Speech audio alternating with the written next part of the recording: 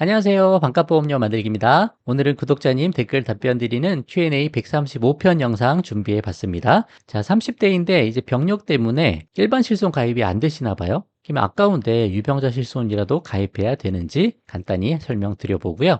노후 실손이 있다고 하는데 이거 가입은 어떻게 하는 건지 질문이 있습니다. 한번 답변 드려보도록 할게요.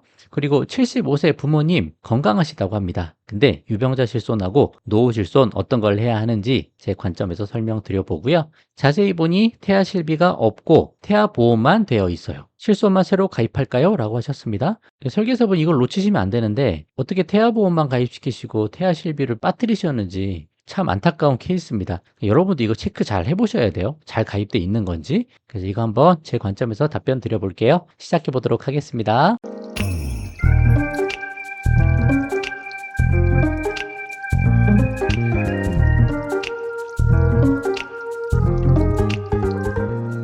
자, 노후 실손 의료보험 설명하면서 일반 실손이냐, 유병자 실손이냐, 노후 실손이냐, 뭐가 좋은가? 그거 한번 설명드렸던 영상입니다. 그거 보시고 30대인데 유병자 실비 가입하는 게 유리할까요? 라는 질문이에요. 일반 실비 가입하고 싶었는데 도저히 5년 동안 병원을 안 갈 자신이 없어서요 라고 하셨고, 앞으로 1, 2년 내에 수술을 받고 싶고 약물 처방도 받고 싶은데 실비 가입 시기를 언제 하는 게 좋을지 계속해서 고민 중이다 라고 하십니다. 나이가 젊으면 유병자 실비 가입이 아깝다고 들었는데 또 유병자를 가입했다가 일반 실비로 돌아갈 가능성도 적다고 들었고 또 1년마다 심사하고 탈락이 될 수 있는지 뭐 여러 가지 질문이 많은데 간단히 답변 드려보도록 할게요. 일단은 일반 실비가 되는지 안 되는지 먼저 시도를 해보셔야죠. 여러 회사 알아보셔야 돼요. 근데 이제 만약에 병력이 많으시고 치료받으신 게 많아서 안 된다라는 상황이시면 그러면 유병자 실비라도 가입을 하시는 게 중요하다고 생각을 합니다. 자, 유병자 실비는 큰 위험을 막아줄 수 있다고 제가 계속 말씀드리잖아요.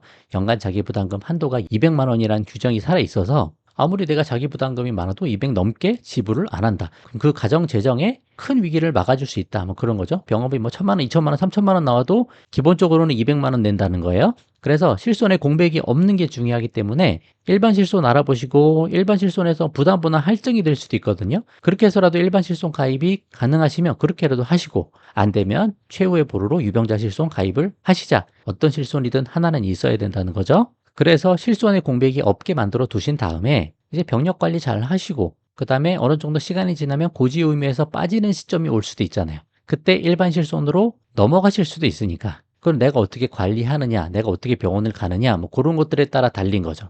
충분히 나중에 일반 상품으로 갈아탈 수 있는 기회가 있으니까 관리를 잘 하시는 게 중요하다 생각이 좀 듭니다. 그리고 1년마다 심사를 하고 탈락이 되는 게 아니에요, 유병자.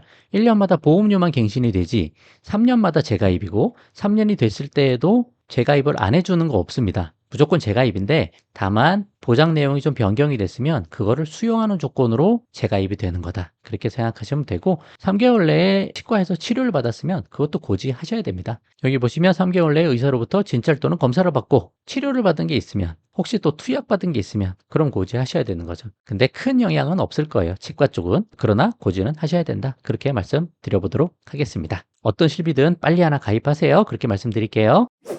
자, 같은 영상에 질문이 또 있었는데 근데 노후 실손은 가입은 어떻게 하나요? 반드시 설계사 통해서 해야 하나요? 단독으로 가입 가능한가요? 라고 하셨습니다. 자, 노후 실손은 이제 건강하신 분이 가입할 수 있는 거거든요. 노후에. 병력이 있으면 일단 안 되죠. 그럼 유병자 실손으로 가야 되는 거죠. 이게 이제 90세까지 가입 연령이 높아졌기 때문에 부모님들 이런 거 잘 체크해 주셔야 됩니다. 꼭 가입시켜 주셔야 되고 유병자 실손은 보험 담화를 통해서 인터넷으로도 가입이 가능해요. 근데 노후 실손은 안 돼요. 왜냐? 노후 실손은 건강한지 체크를 해봐야 되기 때문에 그렇고 회사마다 다른데 간호원분이 집에 오셔서 검사를 하시고 그 검사 결과 보고 가입을 해주는 곳도 많습니다. 그래서 반드시 설계사 통해서 하셔야 되는 게 맞고 보험회사한테 전화하셔도 되죠? 그러면 사람 보내주실 거예요. 그렇게 가입하실 수도 있고 단독으로 가입이 가능한가요? 이거는 모르겠습니다.